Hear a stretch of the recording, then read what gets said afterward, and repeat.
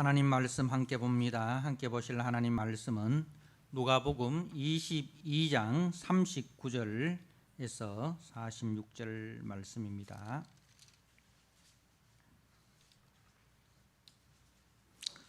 누가복음 22장 39절 말씀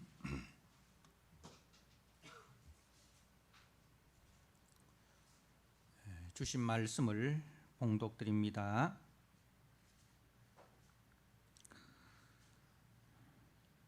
예수께서 나가사 습관을 따라 감람산에 가심에 제자들도 따라 갔더니 그곳에 이르러 그들에게 이르시되 유혹에 빠지지 않게 기도하라 하시고 그들을 떠나 돌 던질 만큼 가서 무릎을 꿇고 기도하여 이르시되 아버지여, 만일 아버지의 뜻이거든 이 잔을 내게서 옮기시옵소서. 그러나 내 원대로 마시옵고 아버지의 원대로 되기를 원하나이다 하시니 천사가 하늘로부터 예수께 나타나 힘을 더하더라. 예수께서 힘쓰고 애써 더욱 간절히 기도하시니 땀이 땅에 떨어지는 핏방울같이 되더라. 기도 후에 일어나 제자들에게 가서 슬픔으로 인하여 잠든 것을 보시고 이르시되 어찌하여 자느냐, 시험에 들지 않게 일어나 기도하라 하시니라. 아멘. 이 시간 할렐루야 찬양대가 주님 앞에 찬양 드립니다.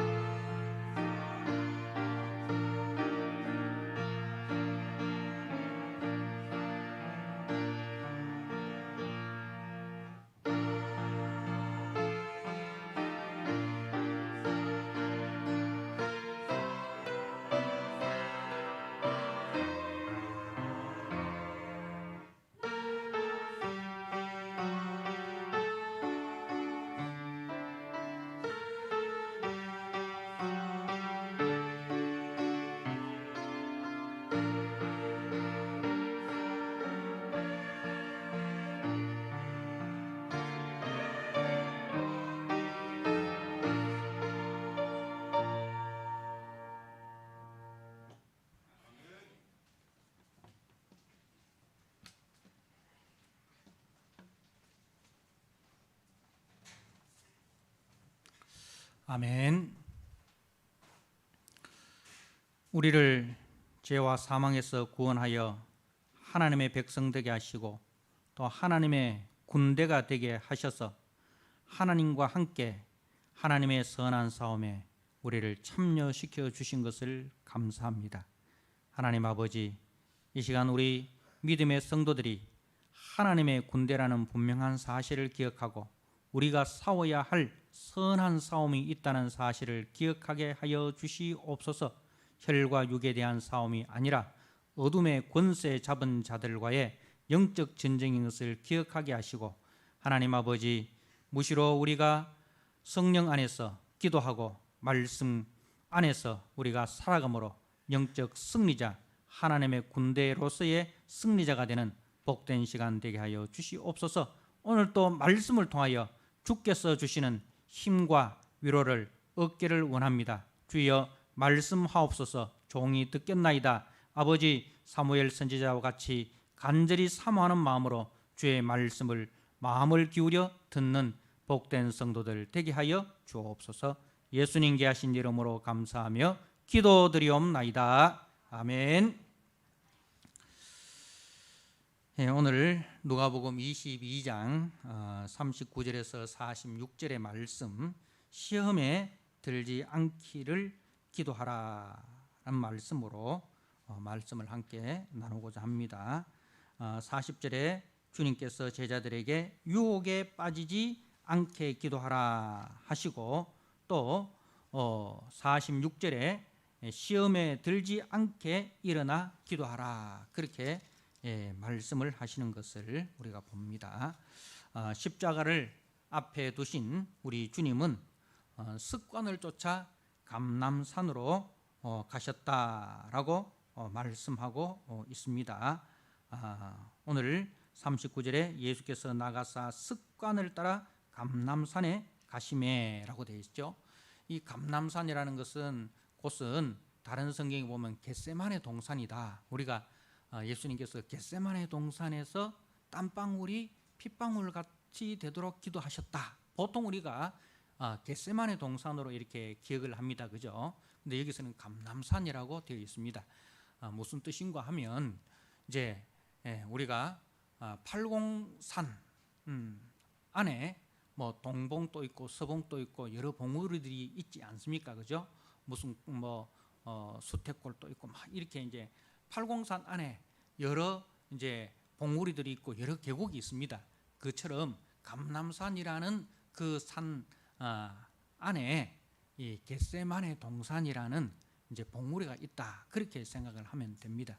이 감람산이라는 것은 이제 그 올리브, 우리가 요즘 식용유로 많이 먹는 그 올리브가 많이 심겨져 있는 산이다. 그래서 그 산 이름이 올리브산이에요. 그러면 왜 성경에는 올리브산이라고 하지 않고 감람산이라고 되어 있느냐? 여러분, 감람이 뭐예요? 감람 뭐 감나무하고 비슷합니까? 감람이라는 그 나무나 혹시 열매를 보신 적이 있습니까? 이게 이제 우리 성경을 번역할 때에 중국 성경을 이렇게 좀 참고를 해서 번역을 하다 보니 이렇게 우리가 알지 못하는 이런 것들도 있어요.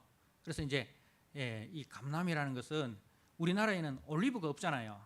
없으니까 이제 그 중국 그 번역을 따라 가지고 감람산 이렇게 했는데, 이게 이제 올리브입니다.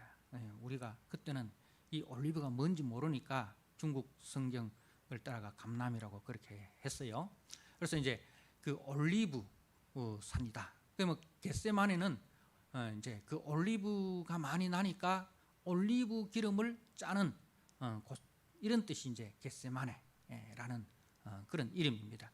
어떻든 이제 예수님께서는 이 감람산에 이제 습관을 쫓아 가셨다. 때로는 기도하시기 위해서, 때로는 안식하시기 위해서 이 감람산으로 이제 예루살렘에 올라오실 때에 자주 가셨다는 겁니다. 자, 이때 우리 주님은 제자들과 함께 가셨다라고 말씀을 합니다. 제자들도 따라갔더니라고 되어 있죠. 자, 그리고 이제 주님께서 그 감람산에 이르러 제자들에게 말합니다. 유혹에 빠지지 않게 기도하라. 그렇게 이제 주님이 말씀을 하시고 이제 다른 성경에 보면 그 돌 던질 만큼의 거리를 두고 이제 제자들과 거리를 두시고 주님이 기도를 하셨다라고 되어 있습니다. 자, 그런데 주님께서 얼마나 간절하게 기도하셨는지 주님께서 간절히 기도하시는 그 장면이 44절에 예수께서 힘쓰고 애써 더욱 간절히 기도하시니 땀이 땅에 떨어지는 핏방울같이 되더라라고 되어 있어요. 이 말은 이제 실질적으로 이런 증상이 일어난다고 합니다. 심한 고뇌로 인하여 이제 이마에 그야말로 피가 섞인 땀이 나는 그런 혈한증이라는 그런 증상이 있다고 합니다. 우리는 뭐 그렇게 간절히 기도한 적이 없어서 그런지 이마에 땀은 나는데 이마에 그 땀과 함께 피가 섞여 난 적은 없어서 잘 모르겠지요. 자, 어떻든 주님은 이렇게 간절히 기도하시는데 제자들의 모습은 어떻습니까? 우리가 다른 성경에 보면 이 예수님께서 겟세마네 동산에서 기도하시는 장면이 이 마태복음 26장 그리고 마가복음 14장 이 공간복음 세 곳에 다 이렇게 같이 기록이 되어 있는데 다른 성경에 보면은 예수님께서 제자들에게 3번이나 찾아오시죠. 그때마다 깨어 일어나 기도하라 그렇게 이제 말씀을 하시는데, 근데 제자들은 슬픔을 인하여 잠든 것을 보시고 45절에 기도 후에 일어나 제자들에게 가서 슬픔으로 인하여 잠든 것을 보시고 이렇게 기록이 되어 있습니다. 그러니 이제 주님은 땀방울이 핏방울 같이 되도록 간절히 기도하시는데 그와 대조적으로 제자들은 슬픔으로 인하여 잠들었다 그렇게 말씀을 하고 있습니다. 자, 그러면은 왜 제자들은 슬펐을까? 왜 슬펐을까요? 슬픔의 이유가 무엇일까요?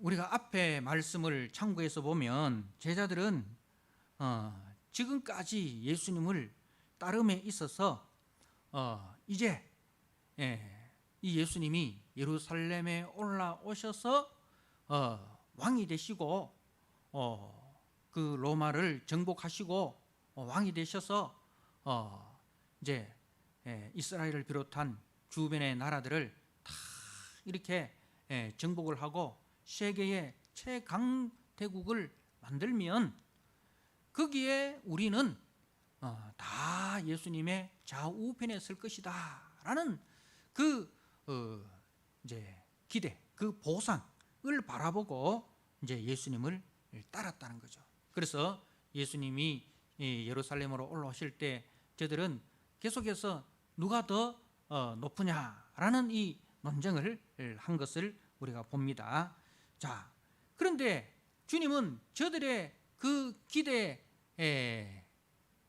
깡그리 이제 뭉개뜨리는 말씀을 하셨어요. 우리가 앞에서 말씀을 보면 이제 예수님께서 이제 그 십자가에 못 박혀 죽을 것이고 이제 너희들은 불법자의 동류로 취급을 받을 것이다. 그렇게 이제 말씀을 합니다. 37절에 내가 너희에게 말하노니 기록된 바 그는 불법자의 동류로 여김을 받았다 한 말이 내게 이루어져야 하리니. 그리고 이제 그 스가랴 말씀을 인용해서 목자를 치면은 양떼들이 다 흩어질 것이다. 그러니까 예수님이 불법자의 동류로 정죄를 받는다 이 말입니다. 그 로마의 세상 법정에서 예수님은 불법자로 정죄함을 받게 되고 그래서 예수님은 침을 당하게 되고 그리고 제자들은 다 흩어질 것이다. 그렇게 이제 말씀을 한 거예요. 그러니까 얼마나 마음에 낙담이 되고 낙심이 되겠습니까? 기대했던 그 모든 것들이 깡그리 다 깨어져 버리니까 우리가 주님을 따를 때 가족도 버리고 전토도 버리고 일터도 버리고 주님을 따랐는데, 그죠? 그렇게 이야기하지 않습니까? 예. 예. 그야말로 우리가 온 재산을 다 팔아가지고 코인을 샀는데, 비트코인을 샀는데 한순간에 그게 이제 뭐 깡통이 되어버리는 거예요. 그것보다 더한 거죠. 인생 자체가 완전 이제 깡통이 된 거예요. 그러니 저들이 이제 그야말로 낙심하고 낙담한 가운데, 이 슬픔 가운데 빠진 거예요. 자, 사랑하는 성도 여러분,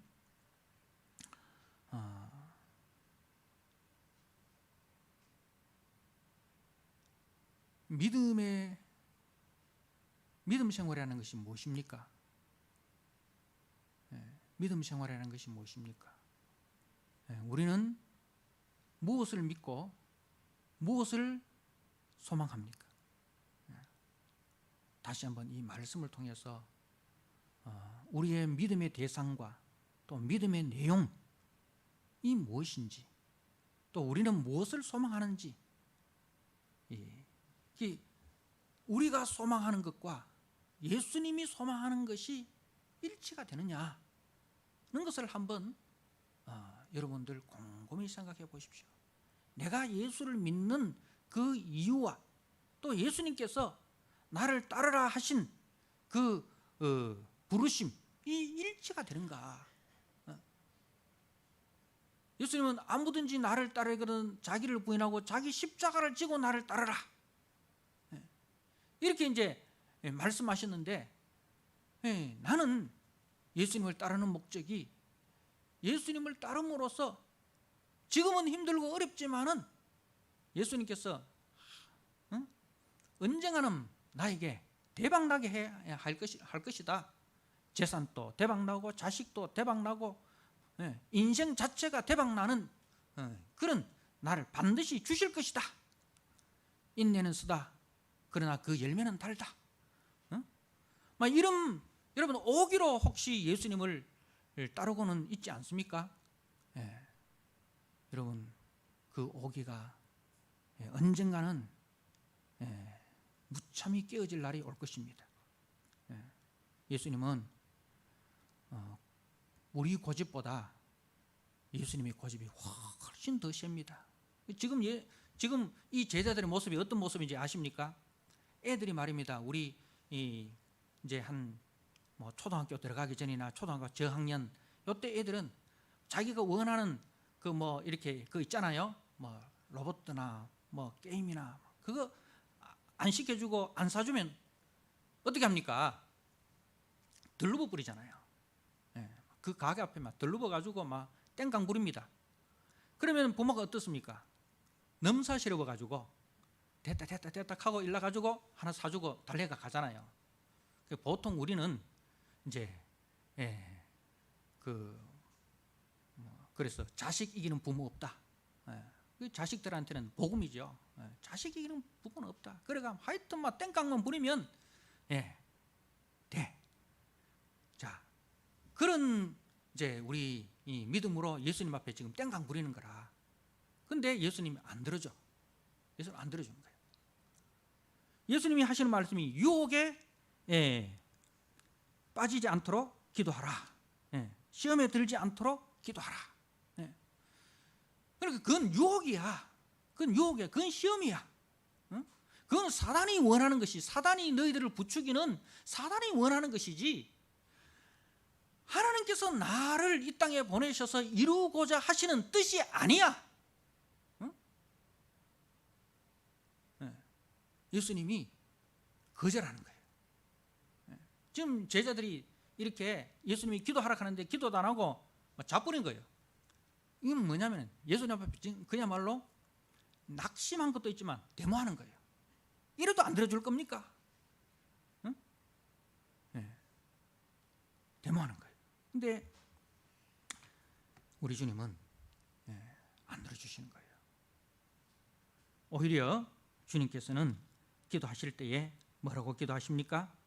42절에 이르시되 아버지여 만일 아버지의 뜻이거든 이 잔을 내게서 옮기시옵소서. 그러나 내 원대로 마옵시고 아버지의 원대로 되기를 원하나이다. 이 기도를 주님이 3번이나 한 거예요. 예수님의 기도가 겟세마네 동산의 기도가 뭐 여러 가지 기도 제목 가지고 기도한 게 아니에요. 예, 요 기도 제목 하나 가지고 반복해서 간절히 기도하는 거예요. 돌 던질 만큼의 거리라 하니까 듣기겠습니까? 안 듣기겠습니까? 자는 척하면서 다 듣고 있는 거죠. 다 들리는 거예요. 근데 그 기도가 뭐예요? 내 원대로 마옵시고 아버지 원대로 되기를 원합니다. 그러면 그 기도를 듣는 제자들 생각 뭡니까? 예수님은 우리의 원대로가 아니라 아버지의 원대로 기도하시는구나.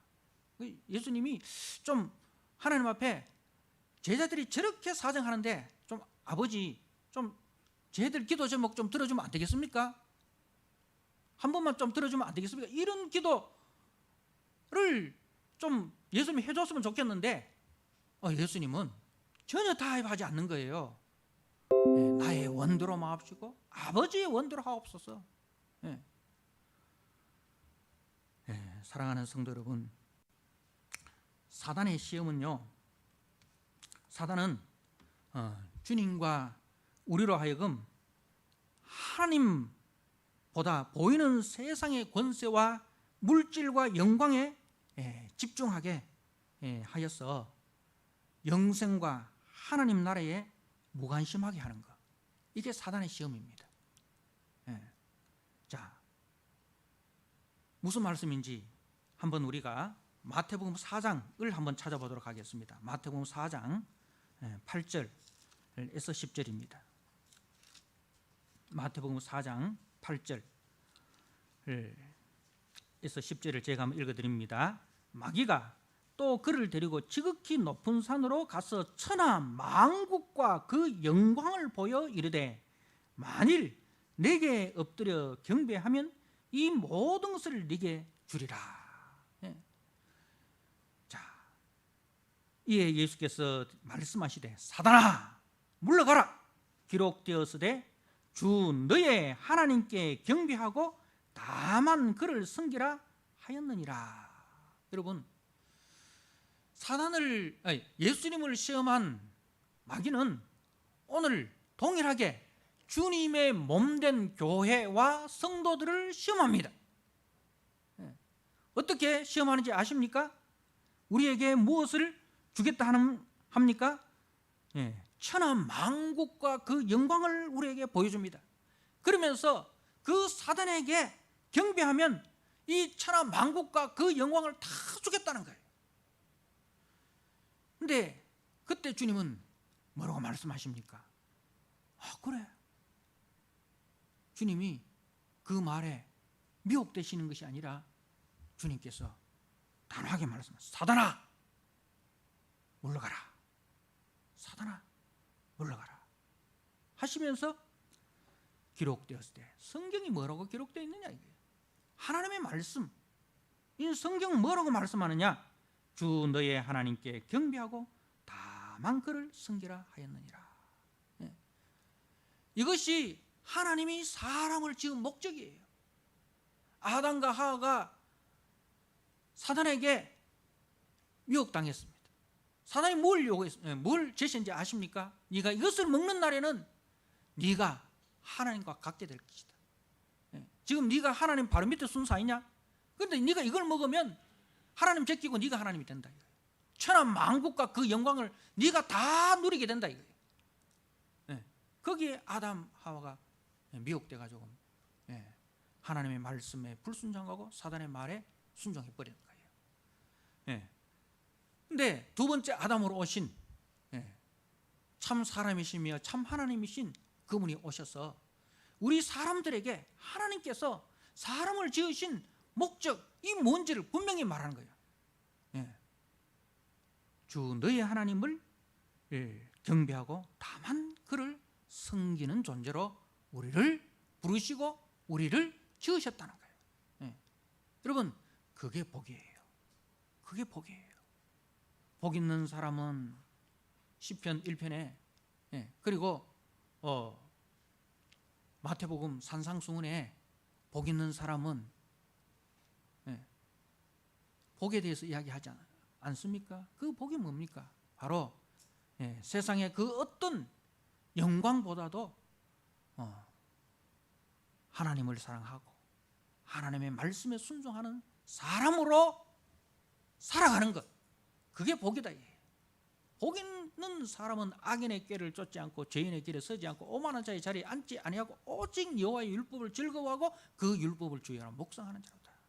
심령이 가난한 자가 복이 있고 애통하는 자가 복이 있고 온유한 자가 복이 있고 의에 줄이고 목마른 자가 복이 있고 긍휼히 여기는 자가 복이 있고, 그죠?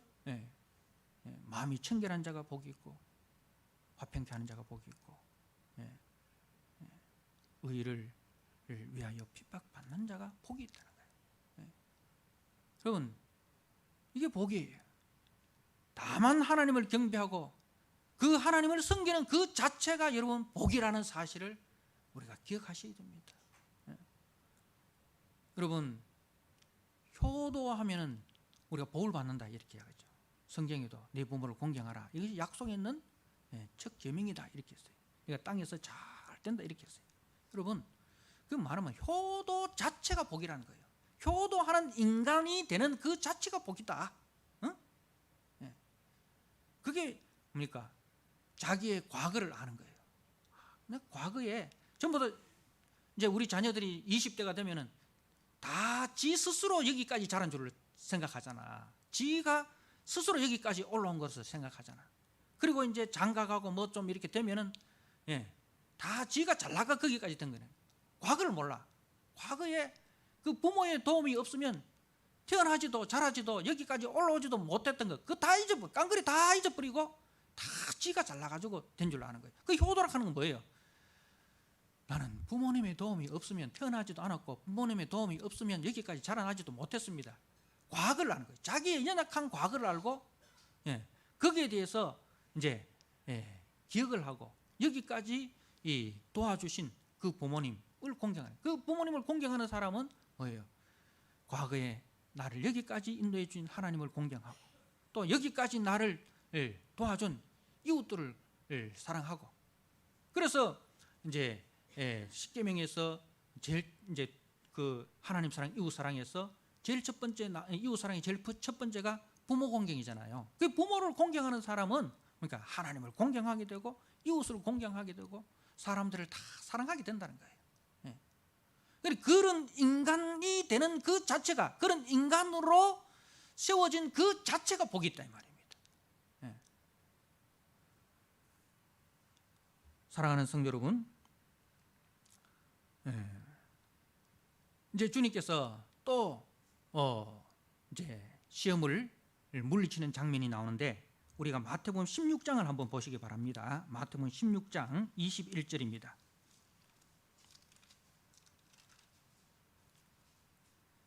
마태복음 16장 21절에서 23절입니다. 제가 한번 읽어드립니다.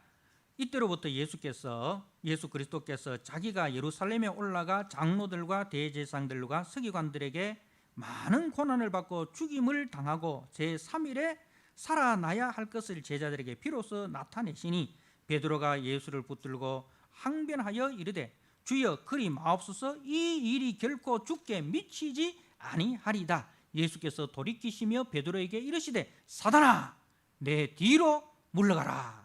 너는 나를 넘어지게 하는 자로다. 네가 하나님의 일을 생각하지 아니하고 사람의 일을 생각하는도다. 여러분,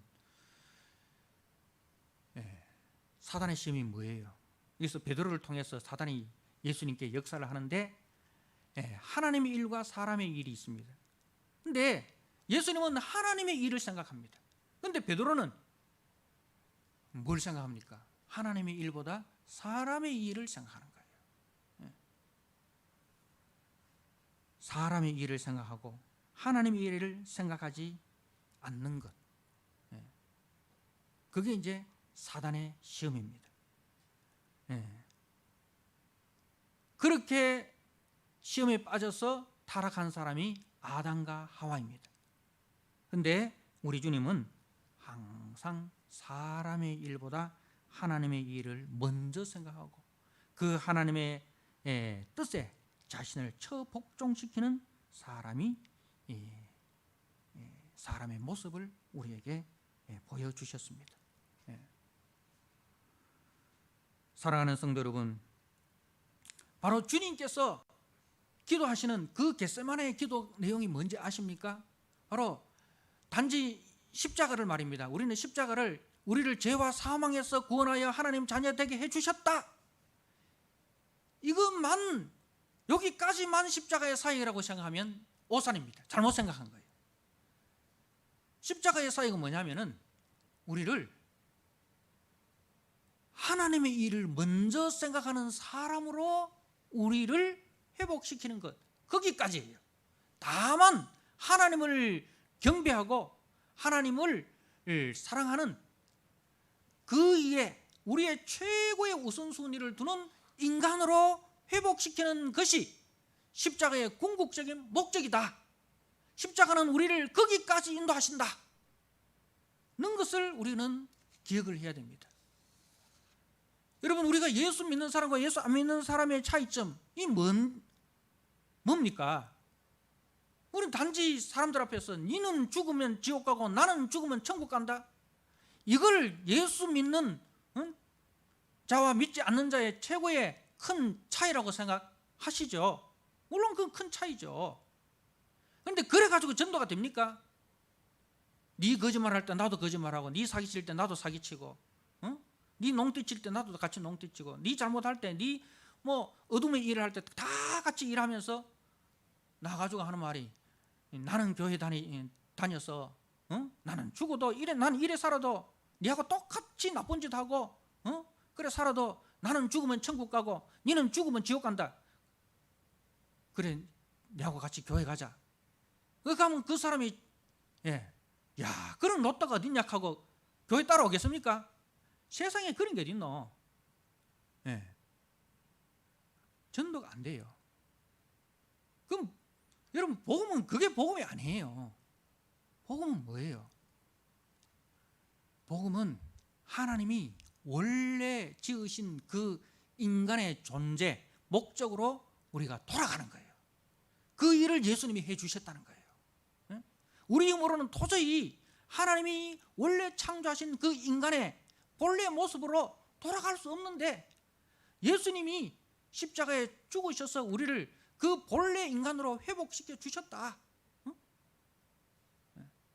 그 원래 인간이 얼마나 아름답고 얼마나 복된 존재인지를 우리가 보여줘야 되는 거예요.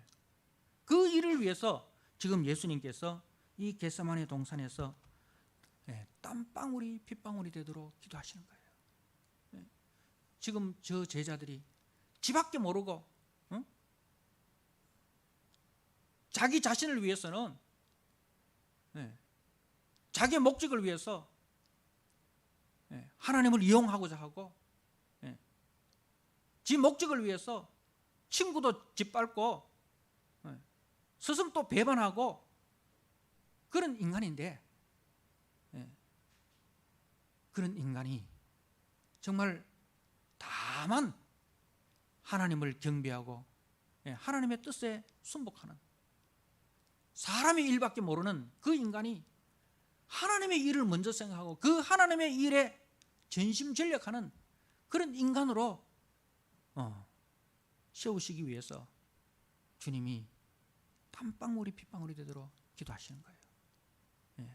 나의 원대로 마옵시고 아버지의 원대로 하옵소서. 아버지의 뜻이 그거예요. 아버지의 뜻이 뭡니까?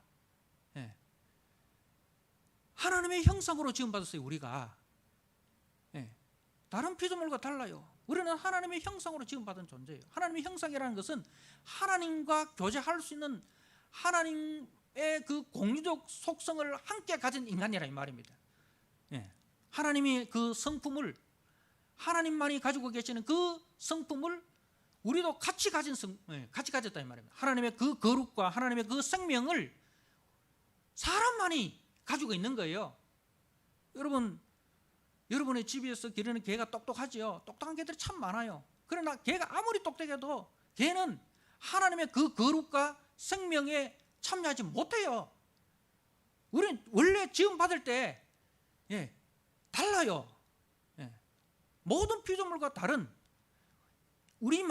인간만이 유일하게 갖고 있는 것이 하나님의 형상이라는 거예요. 그 하나님의 형상에 대해서 많은 학자들이 여러 가지로 이야기를 합니다만은 가장 구별된 게 뭐냐면은 인격이라는 거예요. 하나님의 그 성품이 우리 속에 심겨져 있다는 거예요. 그래서 우리는 하나님과 교제할 수 있다는 거예요. 자, 그래서 그 하나님의 구원의 목적을 잘 보여주는 말씀이 이 요한복음 17장 말씀을 여러분 한번 보시기 바랍니다. 요한복음 17장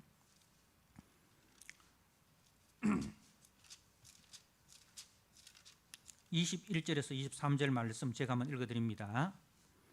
아버지여, 아버지께서 내 안에 내가 아버지 안에 있는 것 같이 그들도 다 하나가 되어 우리 안에 있게 하사 세상으로 아버지께서 나를 보내신 것을 믿게 하옵소서. 인간의 가장 큰 그 고통이 뭔지 아십니까? 아버지 밖에 있다는 거예요. 아버지 안에 있어야 하는 존재가 죄로 말미암아 아버지 밖으로 쫓겨났다는 것이 인간에게서 가장 큰 비극이에요. 그런데 예수님께서 오셔서 뭘 회복시켜 주셨느냐? 이제 예수님이 아버지 안에 있는 것처럼 우리를 그 아버지 안으로 옮겨 주시는 거예요. 그래서 그것이 아버지께서 나를 보내신 목적이다 이 말입니다. 그래서 내게 주신 영광을 내가 그들에게 주었사오니 이는 우리가 하나가 된 것 같이 그들도 하나가 되게 하려 함이니이다. 곧 내가 그들 안에 있고 아버지께서 내 안에 계시어 그들로 온전함을 이루어 하나가 되게 하려 함은 아버지께서 나를 보내신 것과 또 나를 사랑하신 같이 그들도 사랑하신 것을 세상으로 알게 하려 함이로소이다. 그 세상이 어떻게 하나님을 아느냐? 바로 우리가 아버지 안에 참여하여서 아버지와 교제하는 그 삶을 살 때에 세상이 하나님을 알게 되고 하나님을 보게 되고 하나님을 믿게 된다는 거예요. 자, 이 말을 조금 더 쉽게 이해를 할 수 있도록 베드로후서 1장 3절에서 4절 말씀을 제가 한번 읽어드립니다. 베드로후서 1장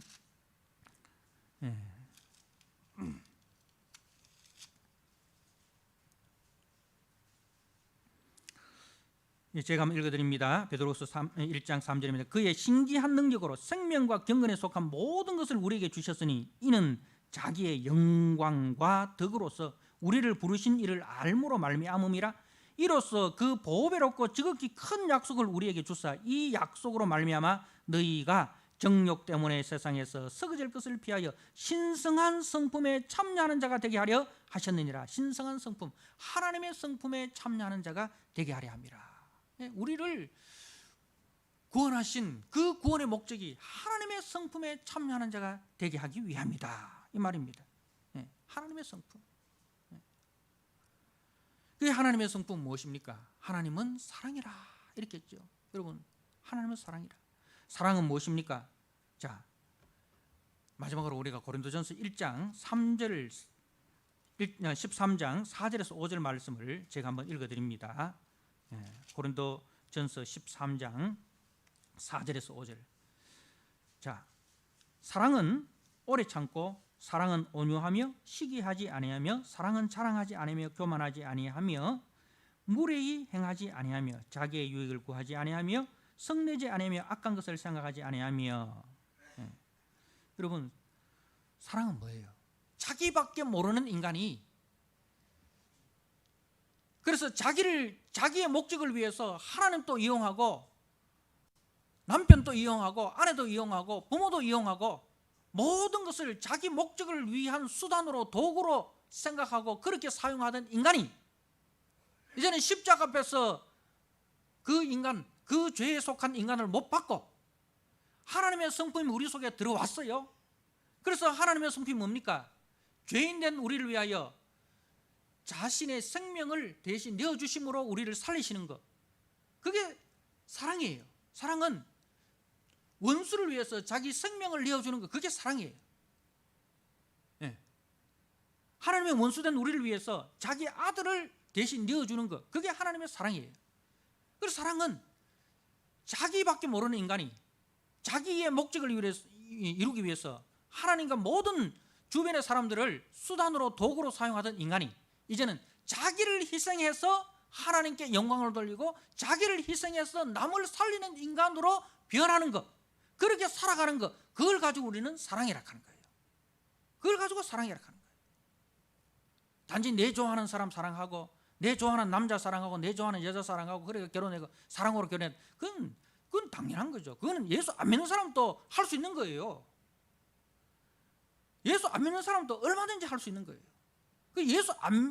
예수 믿는 우리는 세상이 말하는 사랑이 아니라 하나님이 말하는 사랑을 우리는 보여줘야 된다는 거예요. 그 일을 위해서 주님이 십자가에 못 박히셨다는 거예요.